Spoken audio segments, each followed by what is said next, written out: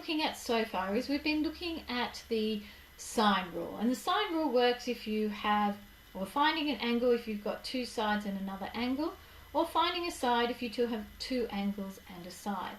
Now that's not always going to be the case. Sometimes we're going to have to use another rule, which is called the cosine rule.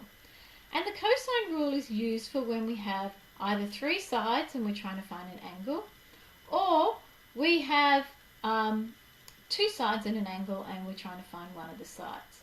Here is the formula as it will appear on your formula sheet, where A, B and C are the sides and cos A is the angle opposite side A.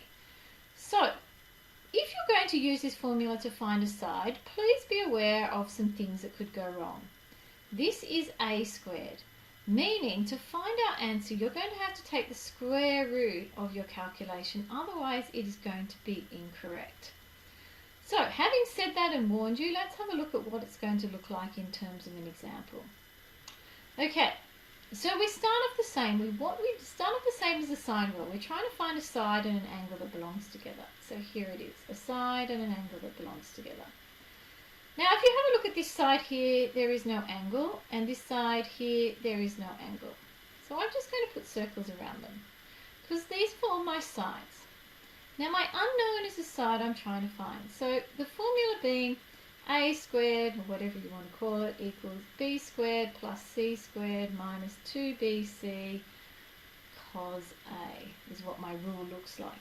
So A being the side I'm trying to find. So in this case it's B squared equals, now these two sides, B and C, are the sides we've put in circles. So 10 squared plus 12 squared minus 2 times 10 times 12, and it's cos of the angle A, and it's the only angle on the diagram, which is 70 degrees.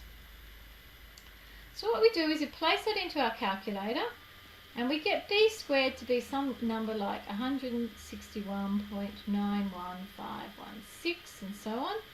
So B has to be the square root of that number, and you should keep that in your calculator because you should be doing this all in one step, and you get 12.724, so on. So the answer correct to one decimal place is 12.7 meters. That's how simple it is. So moving on to our next question, similar work. Oh, gone too far. You might want to pause and have a go yourself, but side and an angle, two sides without any angles, set up our cosine rule. X squared equals 7 squared plus 6 squared minus 2 times 7 times 6 cos of 80. Pardon me. So we get x squared equals 70.4136. So x equals the square root of 70.4136, which equals 8.391, which is approximately equal to 8.39 centimetres to 2 decimal places. Having a look at these next two questions, similar work. Oh, nice to know that my battery is going flat. Here is the diagram. Can you see how the diagram looks different to the sine rule? And this is going to help you later when the questions are all mixed up. So this one should be set up to be c squared equals 4 squared plus 5 squared minus 2 times 4 times 5 cos of 61. And if you work this out, you should get 4.65. I'm not doing all the working out for you.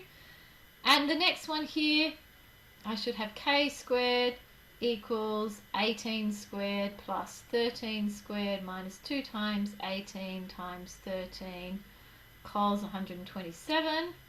And if you work this one out, you should get approximately 27.83. So hopefully when I come around to check, you would have done all of this yourself. Here's the last question, another word question. A surveyor standing at point X sights point M 50 metres away and point N 80 metres away. Well, we don't really know where any of this is, so let's just assume there's some kind of triangle going on. So let's make M 50 meters away and make N 80 meters away, and the angle between the lines XM and XN is 45, so that's this angle here, and somehow or other we're asked to find this side. Fairly simple. Cosine rule again, you can set it up and you should get an answer of approximately 56.9 meters. Show me all you're working out. If you don't get that answer, you've done something wrong. Go back and look at it again. Any other questions? You know where to find me.